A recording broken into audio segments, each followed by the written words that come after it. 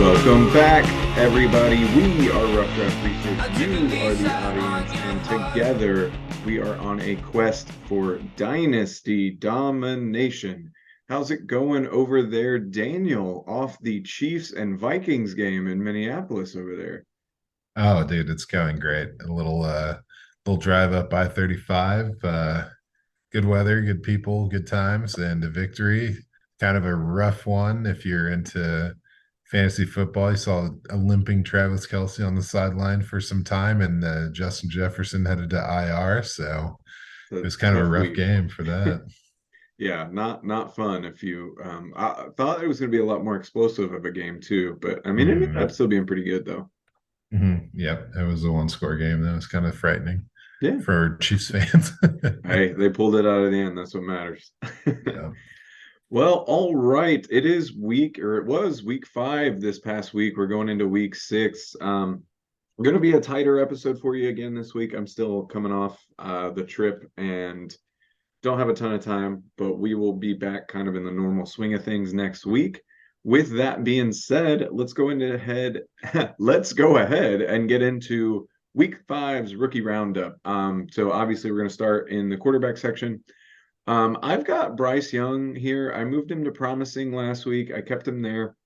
Um, he had 2 picks this week, which neither one of them are great. I think the first one was a really nice play by Aiden Hutchinson that maybe like Bryce Young didn't expect him to be able to make.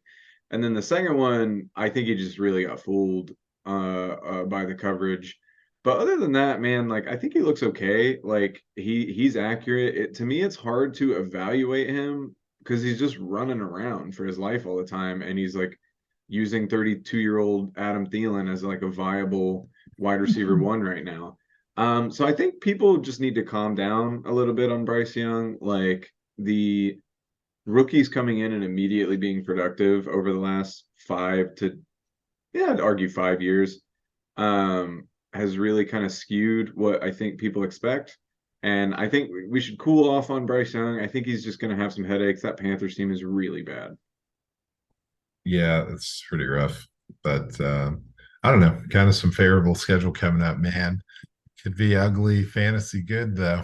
Yeah, that'd be It's got the fun. makings of one of those teams. I mean, this was his best fantasy QB week. He was the QB9, 247 yards and 3 touchdowns. So maybe this was a confidence builder for him, despite the picks and the loss. But moving on from that, still no possible stars because just moving straight on to I'm sold because still sold on CJ Stroud as well as Anthony Richardson. Obviously, Anthony Richardson left and maybe going on IR, is expected to miss 4 to 8 weeks with a shoulder injury.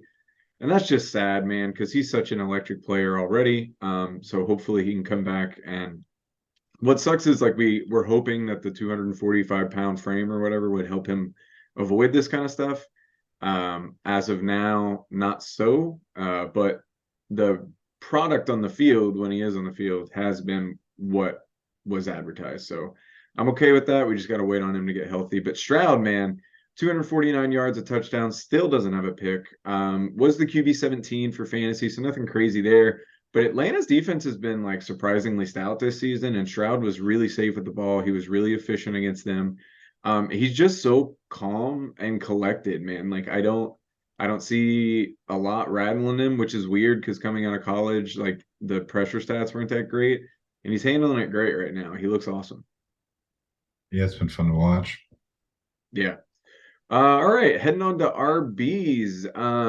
Troubling vibes. I mean, Sean Tucker didn't play. He was on the bye week. I'm just going to leave him kind of there. Additional info needed still on Tank Bisbee. We're getting to a point where this might be into troubling vibes. 3 attempts for 8 yards. I think you just got to wait till an injury on ETN, or Big Z's going to be averaging around a 10 to 20% snap share for the foreseeable future.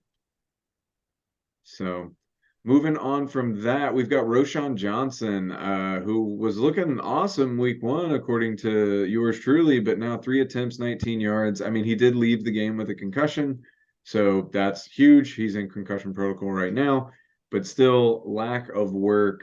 that we were kind of expecting, or at least I was kind of expecting. But obviously concussion's huge there. So moving on to promising, start off with Zach Charbonnet. He was on the bye week, but he's looked good since kind of ramping up since the injury. So maybe after coming off the bye week, maybe we'll even see him more heavily featured. So going into somebody that did play this week, Tajay Spears looks awesome, man. Yeah. 7 attempts, 34 yards, and his for a touchdown, and 5 targets, 4 receptions for 35 yards. He was the RB9 on the week.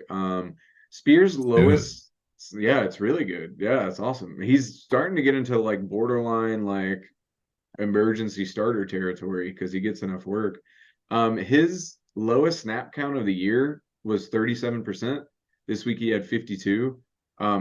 Last season's highest snap share for Derrick Henry's backup was 42%, and that was in week 10. There was another 37%, and then basically everybody else was around the 20s. And Tajay's averaging 50% of the snap share right now. So he's the next RB in Tennessee. I don't know if it's going to happen this year, like through trade, or if they're just going to kind of do it at the end of the year. But they obviously love Spears and they want to use him. He looks super explosive. Has really really nice like quick shutter to his game. He caught like a really quick pass from Tannehill and just made one step and just went up the sideline with it. I'm really excited about Spears, man.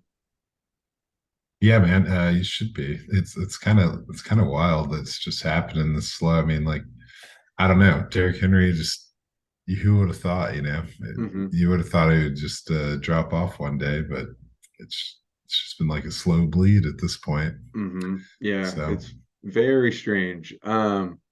But yeah, man, excited to see him get a lot of work in the receiving game too. Another game of 5 targets for him, and that's with only having 52% of the snaps. So moving on to possible studs, Jameer Gibbs did not play due to an injury, but I still got him in that category. And then we got Devon Achan. Last week I said 12 yards per carry wasn't sustainable. So Achan said, "How about 13?" Because that's what he was doing this week. 11 attempts, 151 yards, a touchdown, 1 catch on 1 target for 14 yards. I don't think he had 2 touchdowns this week through the air, did he? I think I missed that up from last week. Um, I still I still think he's boomer bust. Like I still don't think 13 yards per carry is a sustainable amount for a running back. I even the touchdown run he had, I feel like there were 2 or 3 Giants that could have at least attempted to tackle him, and they just kind of didn't. But you're gonna get those home run balls out of him, man, and it's exciting to watch. He's got breakaway speed, man. It's insane.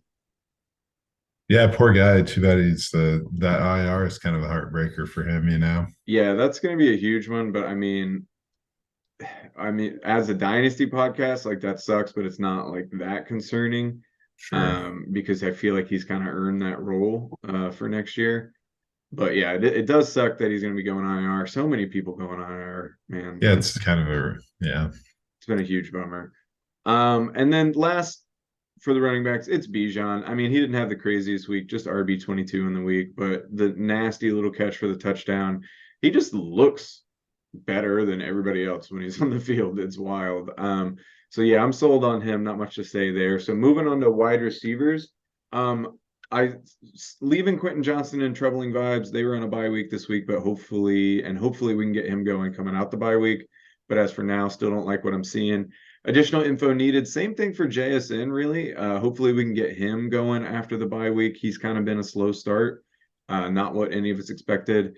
Jonathan Mingo, I actually should have added to promising. So we're going to go ahead and say we are starting promising this right here. So Jonathan Mingo, 7 targets for 5 receptions, 48 yards. He had 7 targets and an 86% snap share after coming off an injury. So to me, like obviously Carolina is kind of not great to me. I've been clear about that, but I think they really like Mingo at the very least. So I think he's going to be a featured part going forward. We just kind of need to let him sit for a little longer. Well, not sit, he needs to play, but like just kind of let the fantasy vibe sit a little longer. Another promising guy, Michael Wilson, had a big week last week and then answered with not much at all, one catch, 18 yards, but he was still on the field for 75% of the time. So that's good. Marvin Mims, ooh, the roller coaster, ends up as the wide receiver 157 on the week, and that's because he had negative points. Had a fumble, and I really just think the coaching staff lost faith in him for the game. He only had one target, one catch for 4 yards and that fumble. So not a great game for him. Still got him in promising though. He's producing in the small workload he's given. So next up, Josh Downs, man, 6 targets, 6 receptions, 97 yards. I think it's a big game from him, man. He just catches everything so smooth, immediately turns up field. He's got really quick movements. I think he's pretty spicy in space. Obviously the Colts, I think they've been good this year. They've been kind of inconsistent with Richardson going in and out, but I think they look good, man. I really do think they found a nice 1 and 2 with Michael Pittman and Josh Downs. I think maybe they need like another guy there in place of Alec Pierce, but I like Downs in the slot, man. He's a playmaker. Yeah, and we'll see how it goes now with Minshew. I mean, he's a little more Pass pass happy. happy. Yeah, Hmm. so should be even more. Yeah, should be fun. Next up we got Jaden Reed. Packers just Packers offense is frustrating right now. Not really sure what's going on with that. So Reed only got 2 targets, one catch for 7 yards. I honestly don't know what's going on. Um, they're going into the bye week this week, so hopefully Green Bay can kind of figure out what's going on with their offense. Possible studs this week. Tank Dell, that's 2 weeks in a row where he hasn't been great, but 3 catches, 57 yards. Um, I still like I get excited every time he catches the ball because he just has that like playmaker energy about him. So like I'm still full steam ahead with him, but it is uh it is interesting. He blew up and then just kind of has taken a back seat the last 2 weeks. Going on to Jordan Addison. Last week he didn't do anything, and now he comes out 9 targets, 6 catches, 64 yards, and a touch. He looked great. I think the biggest thing here is big test coming up. JJ's out. Is Addison going to be the number one guy? Is he going to be able to get open when Jefferson's not on the field? This is all what we're about to find out. So I'm actually kind of excited. Not that Jefferson's hurt, but excited to see what Addison can do with that extra workload.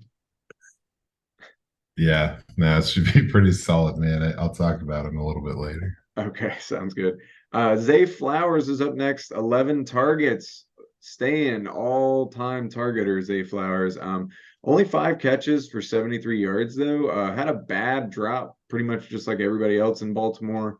But he also caught a pass and then just stopped on a dime and sent the defender flying out of bounds because he was diving to tackle him and just completely whiffed. So you see that playmaking ability. They even gave him a reverse in the red zone this week. So they want to get him in, and if he starts scoring touchdowns, I think he can really start dropping some points for you. But that was a tough week in terms of Baltimore's offense.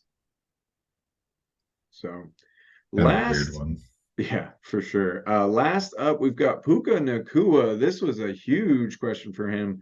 What? What are we gonna do? I spelled the word weather wrong, like an idiot in there. Um, Huge question about whether or not Cooper Cup would kind of mess with Puka Nakua's stats or whatever. 11 targets doesn't seem like it was going to mess with him that much, but also Puka was on the field for 100% of the snaps. So he's not going anywhere. He's going to be around. I do think the like days of him getting 30 points a week may be gone, but he can still do that randomly. So it's going to be good. I like it a lot with Puka. He's a lot of fun.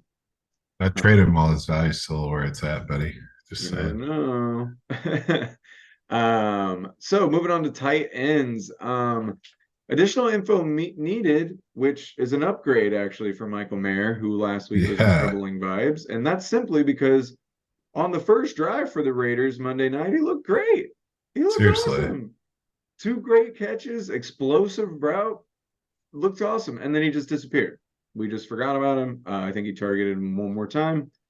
So I don't know what happened there, but we got to see kind of like what we've been missing out on. 2 catches, 39 yards. That's pretty good. Let's see some more of it.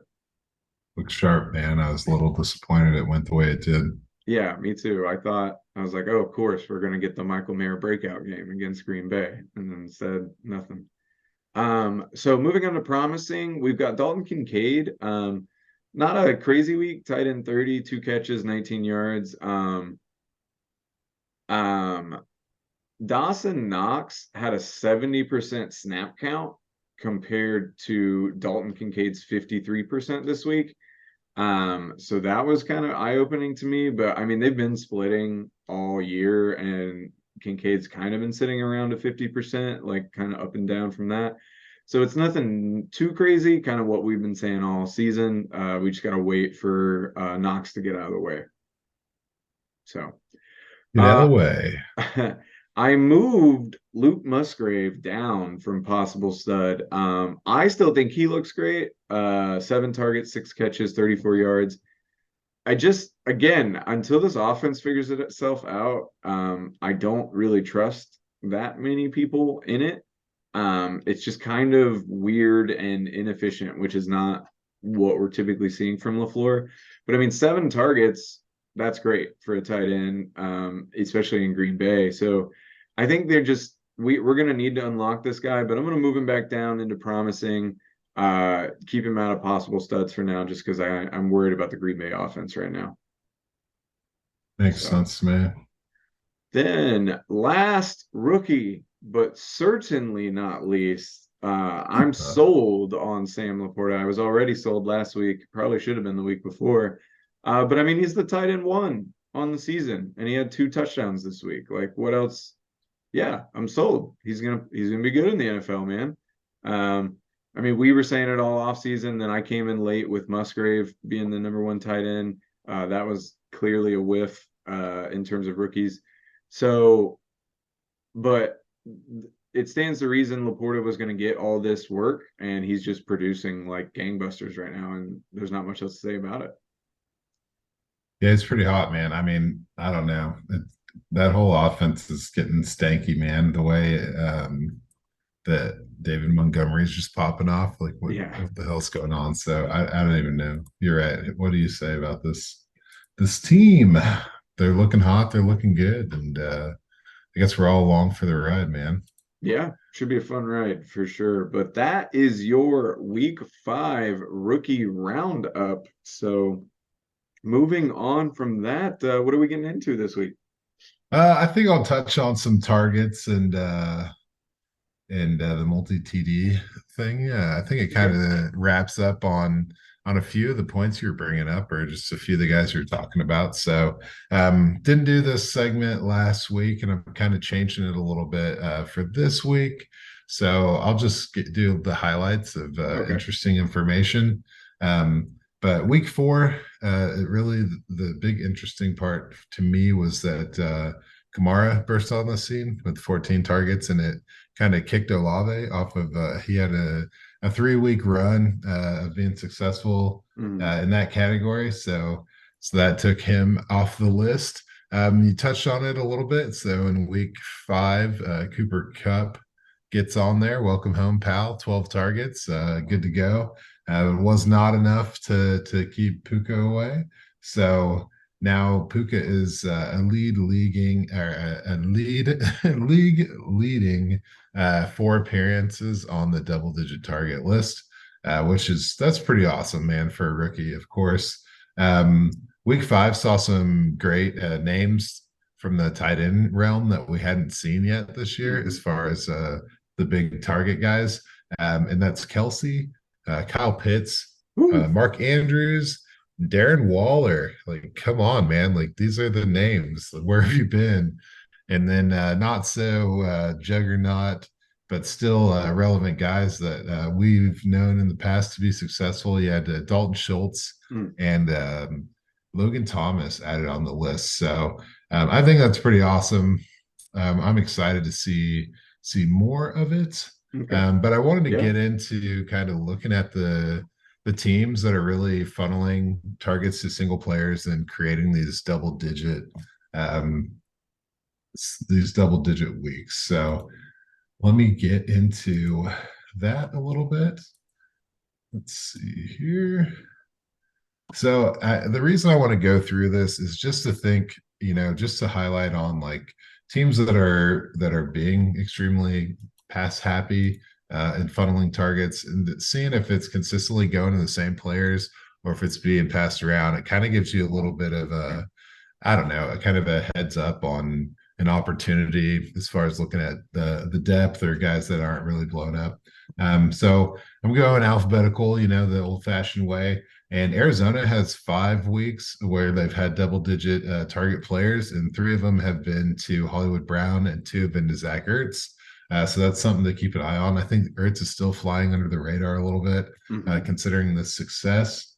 Um, we talk about Mark Andrews, right? Baltimore has done it 4 weeks. It's been Zay Flowers 3 of those weeks, and then Mark Andrews joined in week 5, which was also a double-digit week for Zay Flowers. So that's why I was saying that was kind of a weird game for a team like the Ravens to have two double-digit target players.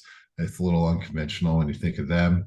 Um, you brought up Mingo with the promising usage, and I think that Carolina's really given us some hint that he could be headed even, further to the possible stud category because they've Ooh. produced 4 such weeks of the double digit target shares and are double digit target weeks.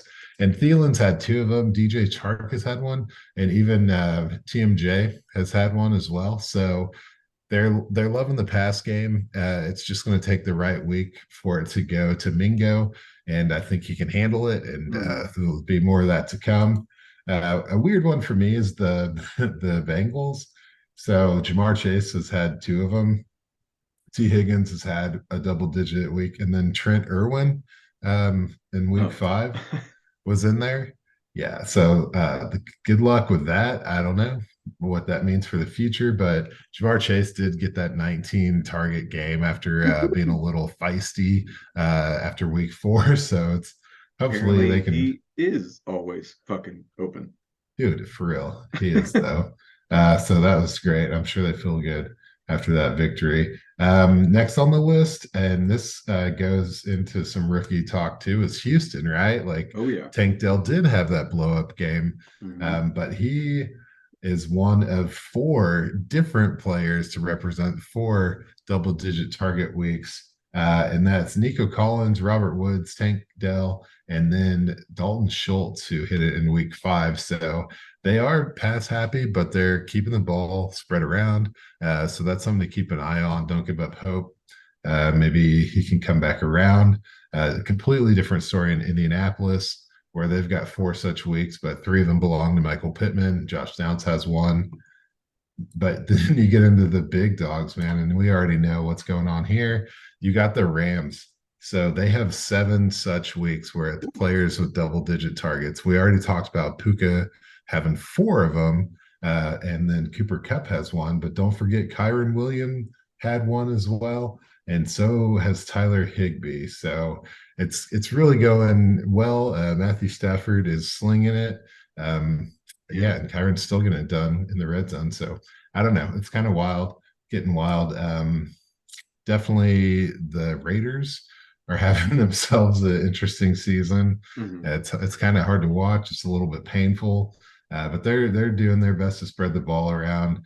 They've got 6 such weeks, double digit targets, and Josh Jacobs made the list in week 4. That's pretty exciting. Hmm. But Devontae Adams has 2, and Jacoby Myers has 3, so including week 5. So you got to keep an eye on Myers. He's still demanding the ball his way. It's pretty awesome. We get into Minnesota. They have 4 weeks, which 3 of them are Justin Jefferson, and then one is TJ Hawkinson. So that's going to be a big deal when it comes to Addison and KJ. Osborne. It's like Yeah. JJ, KJ. One of them precedes the other. So I'm looking at that to be pretty interesting for more reasons to come. Yeah. All right. New Orleans, we talked about it. 3 weeks for Olave, one for Kamara. And then that's it. Those are all the teams that have had 4 or more double digit target weeks for their top receivers. But I wanted to touch on, and this is just going to be a kind of a quick breeze through of teams that are offering such coverage that is allowing teams to have four or more players with double digit targets. And this is just a little thought experiment, but the Falcons, the Ravens, the Colts, Chargers, Minnesota, Philadelphia, Pittsburgh, San Francisco, and Washington are all teams that are allowing offenses to focus in Hmm. on one player and give them a large workload. So it's kind of weird. I don't think you can read too much into it, but when I compare, um, teams that are allowing this to happen and teams that are or performing it, it's just going to be something I look for in the future. And as odds would have it, this week none of the teams that are producing four or more are facing any of the teams that are allowing four or more. Hmm. So we're just gonna keep that in the back of our heads for future weeks. But I can't say the same thing when it comes to multi TDs going down. And this is kind of a different animal. It's kind of slowed down the last couple of weeks. There were only six guys in week five that did it, and probably not the guys you'd expect, right? DJ Moore had three, Kittle had three, Jamar Chase had three, Laporta had two, Travis Etienne two, and then Zach Moss two. So those guys are getting pretty hot and heavy. But I did want to bring up the offenses that are putting up multi TDs on a regular basis.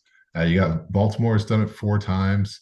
A lot of it's rushing, but Mark Andrews has had a Hmm. double game.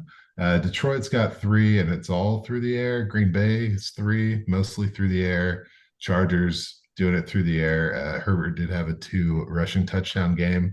And then the Rams, it's like just Kyron Williams. So he's doing it pretty well on the ground.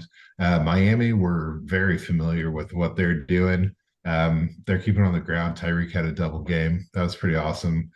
Seattle, it's going to be Walker, and then Lockett had one. And then San Francisco is just like nasty, whatever's going on. With a four touchdown game for CMC, and then Kittle hit the three. Yeah.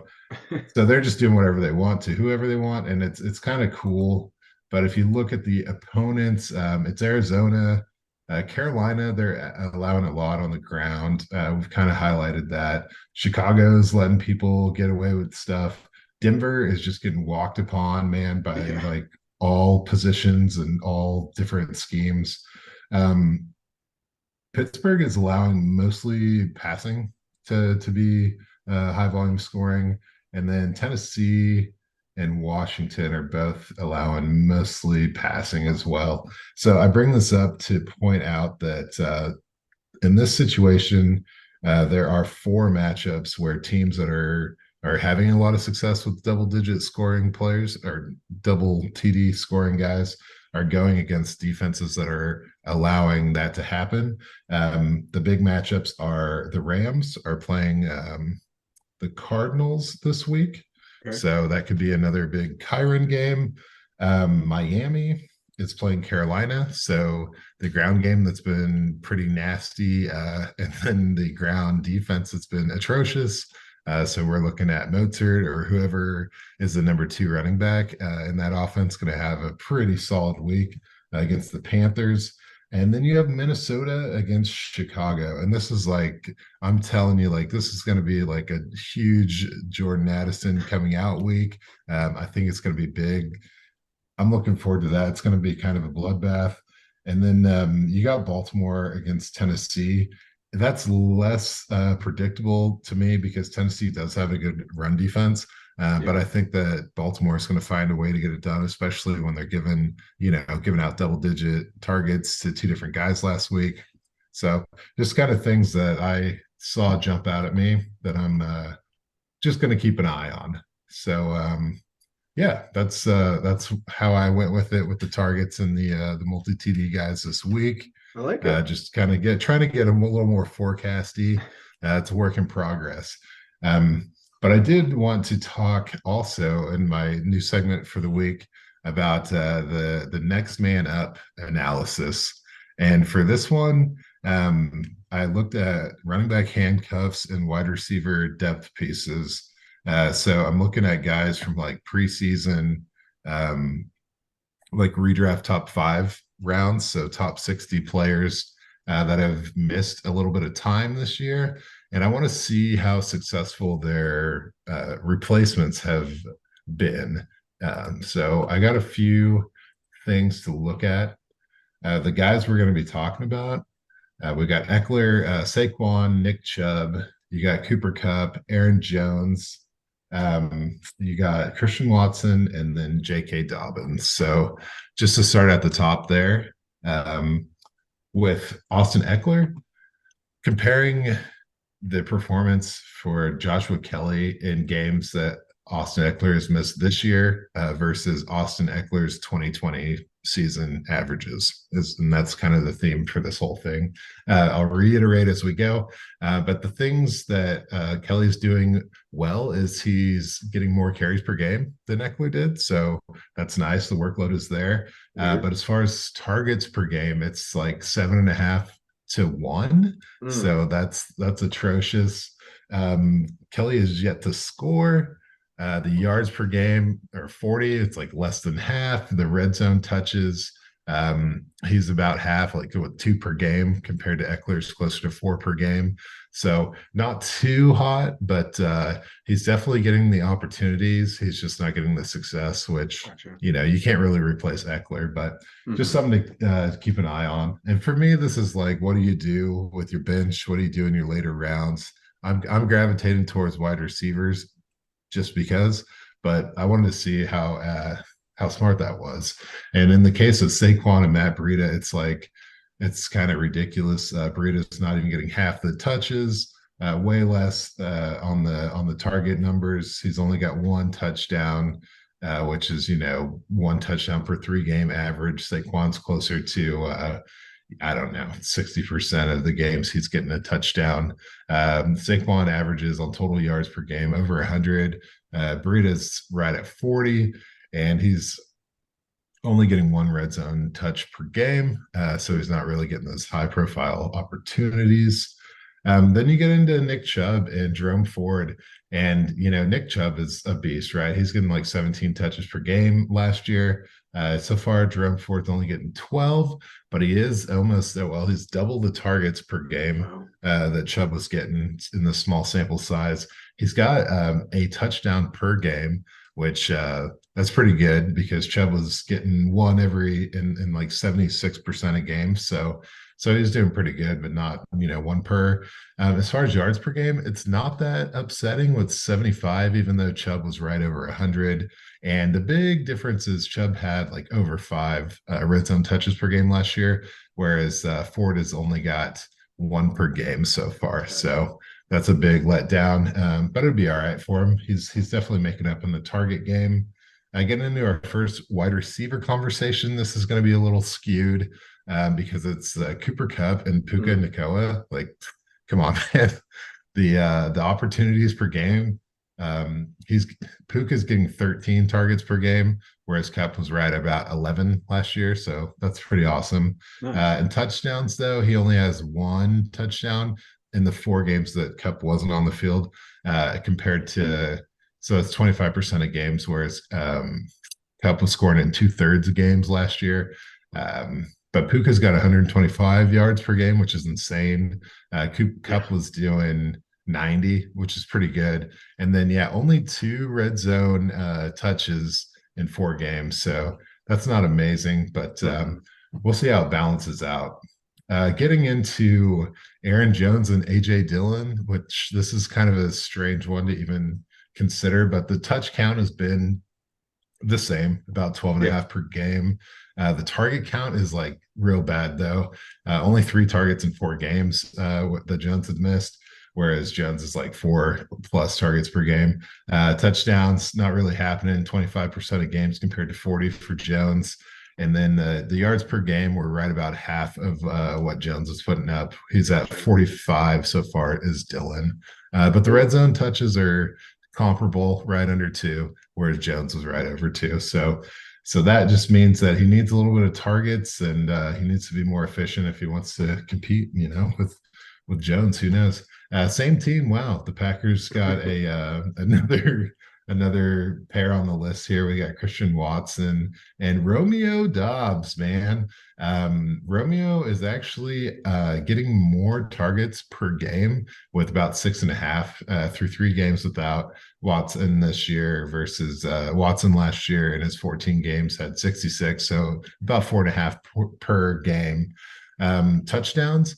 Romeo is averaging one per game without Watson. That's pretty good. Watson was only doing 50% of games with the score. Their yards per game, about 43. That's exactly the same. And then Romeo is actually doing great with the red zone looks with 1.7 per game. Obviously, it's a different quarterback. It's kind of hard to Hmm. compare last season to what Dobbs is doing this year, but he's making the most of his opportunity is something you're seeing here. And that's pretty good because if you consider that there's only 2 pairs of wide receivers on this list, Puka and then Dobbs are both like really standing in well compared to how these backup running backs are going. I got J.K. Dobbins here. He's got a split as far as the relief goes. Gus Edwards is doing pretty well in the carries, right at what he was getting. As far as the targets go, though, those are going to Justice Hill, and he's getting more targets than Dobbins was getting. They're all scoring the same amount of like no real touchdowns. We know the Lamar Jackson, we know the Mark Andrews red zone factor that's going to factor into that, and then the yards per game. They can't really keep up with the 70 Dobbins was doing. It's like 52 for Gus Edwards, and then Justice Hill's right about 44. Um, but yeah, Gus Edwards is letting us down in the red zone touches where Justice Hill is actually doing pretty good, just as well as J.K. Dobbins was doing. Wow. So it's a little bit scattered. I do like Justice Hill getting the targets and the red zone touches comparable to what we were getting out of Dobbins. But Gus Edwards is getting the ground game. He's just not as efficient as Dobbins was, which is to be expected. So Yeah. kind of going to Yeah. keep an eye on what happens in Minnesota now that JJ's out for a little while. Yeah. Big time. So just kind of just leaning towards getting a little bit of the lottery tickets in the wide receiver game because these guys are getting the same amount of work as the starters they're replacing. So Yeah. Yeah, for sure. It's surprising. Doesn't seem like any of the running backs are living up to their predecessor's hype. Kind of throws a wrench in the, oh, you yeah, just throw anybody in. Well, apparently not. Apparently you no, lose like 50 yards a game if you do that. you could But have a Jerome Ford or a disappointment. yeah, So but it's crazy. Ford, to be fair, has looked pretty good. Man, that was super interesting. I'm gonna have to go back and listen to that before this week's matchups and see how that works out. But got anything else for us, or is that gonna be a wrap on us today? That was it, man. Burn that candle at both ends. All right, yeah, we've been pretty busy. We'll be back next week, hopefully with more of a slowed down week, and we can kind of get you more average. But until then. We've been Rough Draft Research. You've been the audience, and we'll see you next time. Later. I took a lease out on your heart.